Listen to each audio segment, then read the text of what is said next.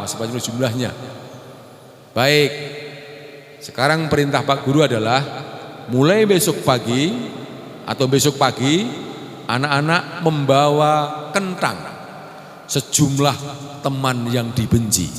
Wah, mulai agak resah itu. Wah, yang tulis paling banyak, waduh, boleh kentang 15 sih. Nah, akhirnya betul, karena murid itu kalau diperintah guru sangat taat. Paginya, esok harinya, anak-anak sudah bawa kentang sesuai dengan teman yang dibenci. Ibu-ibu bawa semuanya. Dari rumah Pak Guru sudah bawa tas yang ada tali rapia. Akhirnya setelah masuk kelas, anak-anak sudah bawa kentang. Pak Guru pun mulai dengan tindakan yang kedua. Anak-anak, sekarang pindahkan kentang pada wadahmu itu ke tempat yang telah Pak Guru siapkan ini. Semua dibagi. Tas yang sudah tali rapia. Sudah dimasukkan semua? Sudah Pak Guru, sudah. Sekarang kalungkan tas itu ke lehermu.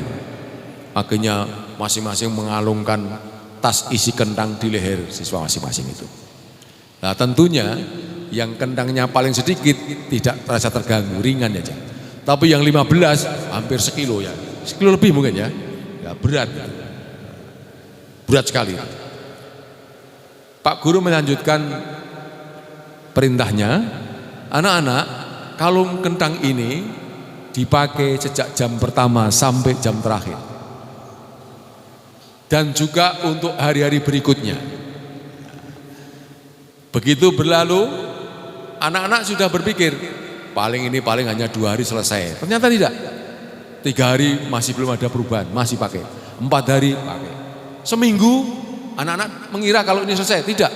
Ganti minggu, hari Senin berikutnya masih suruh pakai. Akhirnya sampailah hari yang ke-10. Bapak Ibu semuanya, pada hari yang ke-10 itu sudah payah betul anak-anak.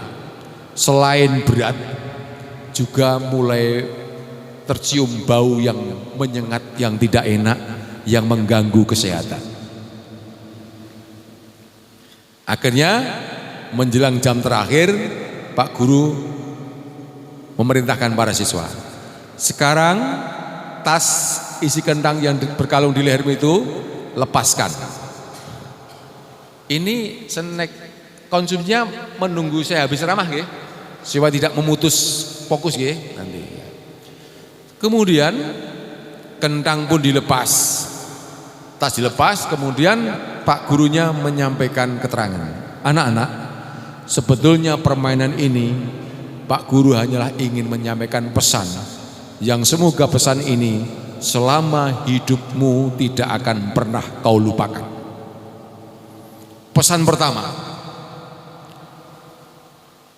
orang itu kalau membenci orang lain maka akan menjadi beban hati dan pikirannya. Semakin banyak yang dibenci, maka semakin berat beban hidupnya. Itu pertama. Yang kedua, orang itu kalau menyimpan rasa dendam dan benci kepada orang lain, maka pada suatu saat nanti akan tumbuh penyakit dalam jiwa dan jasmaninya. Saya ulang anak-anak, orang itu kalau benci orang lain, maka dia akan ada beban dalam hidup, dalam hati dan pikirannya. Semakin banyak yang dibenci, semakin berat beban hidup, beban pikiran dan hatinya. Yang kedua, semakin banyak yang dibenci, maka akan semakin cepat penyakit menghampiri dirinya, penyakit jiwanya, penyakit fisiknya. Sudah dengar anak-anak? Sudah Pak Guru. Saya juga ngomong kebencian. Sudah dengar ibu-ibu? Sudah dengar?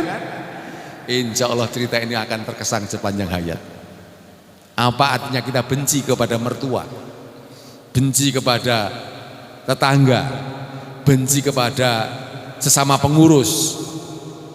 Apa artinya kita benci? Sudah. Memang orang itu karakternya beda-beda, wataknya beda-beda, gayanya beda-beda.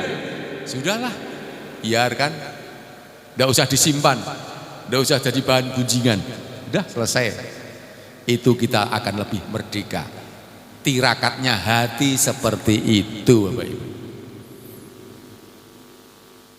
Itu cerita pertama. Jadwalnya sampai jam 11.45, tapi jam 11 lebih dikit ya.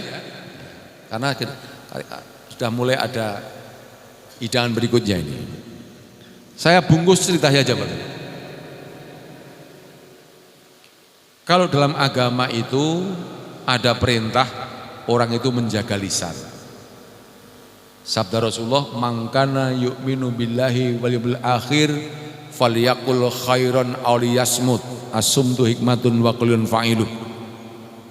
Ayatnya, "Ma yalfidu min qaulin illa ladaihi raqibun atid."